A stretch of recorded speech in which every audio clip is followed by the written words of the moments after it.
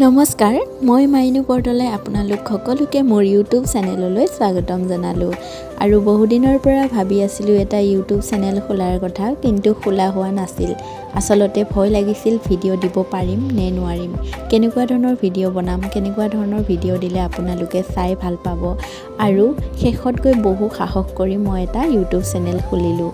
আৰু মোৰ চেনেলৰ এইটোৱে আজি প্ৰথমটো ভিডিঅ' হয় মই মোৰ চেনেলটোৰ ভিডিঅ'ৰ জৰিয়তে আপোনালোক সকলোকে জনাব বিচাৰিছোঁ যে মোৰ চেনেলটোত আপোনালোকে কেনে ধৰণৰ ভিডিঅ' পাব মই দৈনিক ব্লগ আপলোড কৰিম আৰু মোৰ দৈনন্দিন জীৱনৰ কাম কাজবোৰৰ লগতে কিছুমান ৰেচিপি শ্বেয়াৰ কৰিম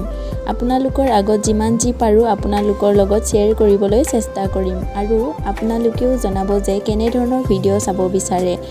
মই তেনেদৰে ভিডিঅ' বনাবলৈ চেষ্টা কৰিম মোৰ চেনেলটো আগুৱাই যাবলৈ আপোনালোক সকলোৱে সহায় কৰিব বুলি আশা কৰিলোঁ মৰম দিব কিবা যদি ভুল হৈ যায় তেনেহ'লে ভুলবোৰ শুধৰাই দিব আৰু আগুৱাই যাবলৈ আশীৰ্বাদ কৰিব তেনেহ'লে বন্ধু বান্ধৱীসকল আজিনো আমি কলৈ গৈ আছোঁ তাৰ বিষয়ে অকণমান দেখাবলৈ চেষ্টা কৰিম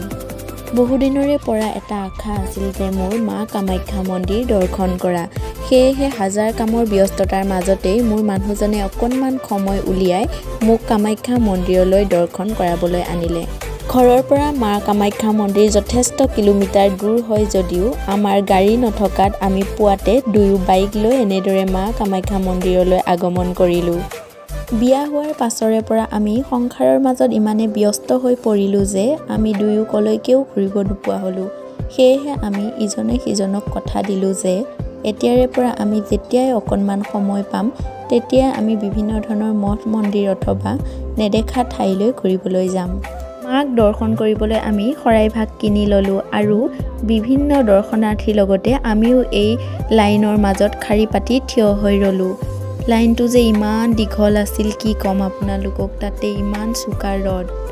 যিমান চোকা ৰ'দ হ'লেও মাক লগ পোৱাৰ হেঁপাহত সকলো দুখ ভাগৰ পাহৰি পেলাইছিলোঁ আৰু এনেদৰে লাইন পাতি আমি প্ৰায় 1-2মান বজাত আমি মাৰ দুৱাৰ সন্মুখত উপস্থিত হ'লোঁ লাইন পাতি থাকোঁতে মানুহজনক লাইনত থিয় হ'বলৈ দি মই কেইখনমান সিংহটোৰ সৈতে ধুনীয়া ধুনীয়া ফটো উঠিলোঁ মন্দিৰৰ ভিতৰভাগত ফটো বা ভিডিঅ' কৰাৰ অনুমতি নাই সেয়েহে আমি একো এটা তুলিব নাপালোঁ ইমান যেন অগণন মানুহৰ ভিৰ তাতে আকৌ মোৰ ভিডিঅ' কৰাৰ একেবাৰেই অভ্যাস নাই তাৰ মাজতেই আপোনালোকক যি অকণমান পাৰিলোঁ সেয়াই দেখাবলৈ চেষ্টা কৰিলোঁ মাৰ মন্দিৰৰ সৈতে একপি ফটো উঠিবলৈ আমি কেমেৰামেনৰ সৈতে কথা পাতিলোঁ আৰু এখন ফটো 150 টকা বুলি কোৱাৰ পাছত আমি ফটো এখন উঠিলোঁ আৰু এই মা মন্দিৰৰ পৰা বিদায় ল'লোঁ আহিবৰ সময়ত দোকানৰ পৰা মাৰ মন্দিৰ ভাগৰ প্ৰতিমূৰ্তি এটা স্মৃতিৰ বাবে কিনি আনিলোঁ